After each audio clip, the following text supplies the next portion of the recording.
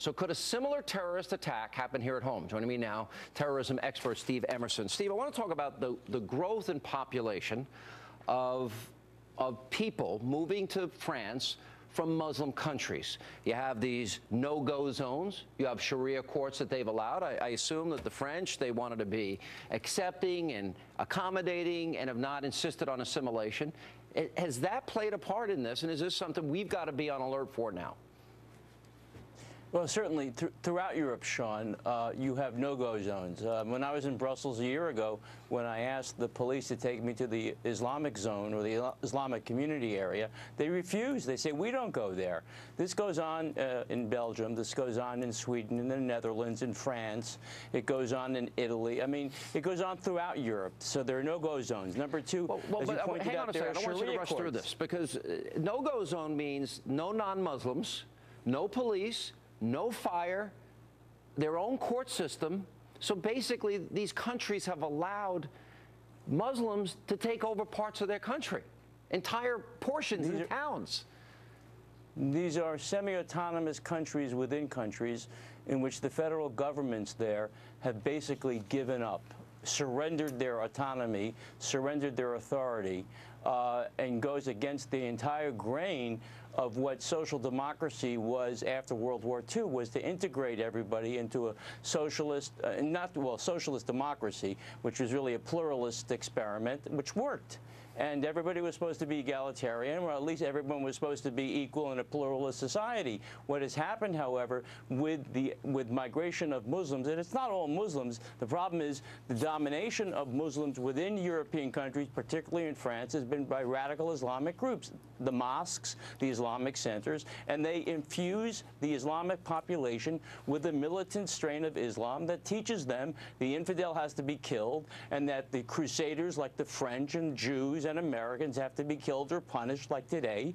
And this goes on and on and on. And the reaction, unfortunately, as we saw this morning from the president or from the prime minister of France or from Cameron of Britain, is this has nothing to do with Islam. This is just a simple act of violence, and that Islam is a religion of peace. And when they say those things, they exonerate the leaders of Islamic communities throughout Europe, and the militants themselves are given a free pass. All right, so when you point out the next logical question then, Steve, is, okay, what about visas from people coming from Muslim countries? What about people that come to America that are Muslim? I'm sure the average American believes in freedom of religion. They don't want to discriminate. They don't want to be called Islamophobic, all of these things. How do you balance the two? If people are coming from Muslim countries, how do you determine if they hold radical views, if they want Sharia implemented in America, like this guy Chowdhury that I talked about?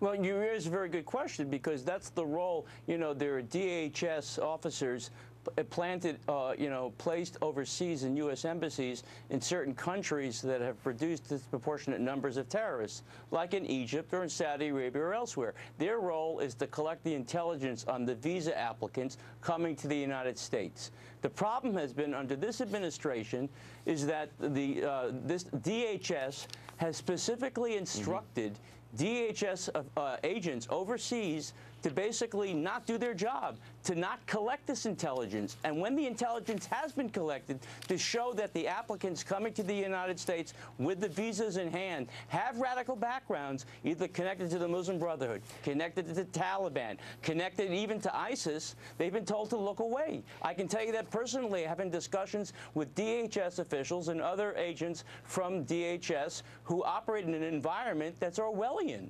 And so you're right, there's a real problem here in our national security being violated. Do you think France can get control of their country again and take over these no-go zones, stop Sharia courts? I know prayer rugs are in just about every hotel if you go to Paris, according to a friend of mine who travels there quite often. Do they have the ability now to stop this, to say, no, you either assimilate or you have to go? Well, yeah, that's a great question. I think they've reached critical mass, frankly. And I've said this before. I think Europe is finished. You think it's finished? Extrapolate into the well, there's a poll out that 1 in 6 people in France actually support ISIS. Over 1,000 French have gone to join ISIS. So you're saying you don't think they can recover, that there's too many radical Islamists that have taken over this portion of that country, and it would be a war to take it back?